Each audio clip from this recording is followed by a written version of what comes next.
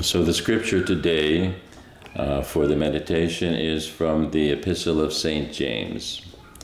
And the verse is, "The tongue is a small member, but does a great deal." And this is the meditation.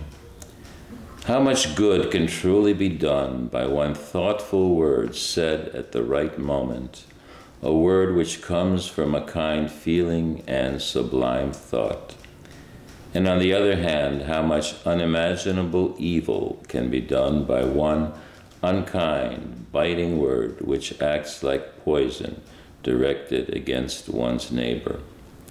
How strictly we must watch this small member, which is intended to only bless, spread goodness, and resist evil wherever it can. For the most part, people take too lightly what they say. How often, desiring to show their brilliance, they are ready to distort the truth and say something that can bring great harm. And since we can't stop the effect of what has been said, which can be much greater than what we think, it spreads farther and farther, exaggerating along the way the thought which was expressed. And before we realize it, it has already stigmatized someone, perhaps unjustly.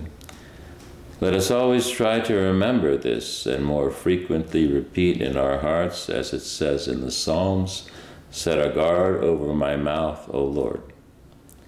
And at the same time, O Lord, do not let us refrain from the word, which sometimes needs to be uttered in defense of truth or for support and comfort to someone who is grieving, and whom one word can often strengthen and comfort in a moment of despondency.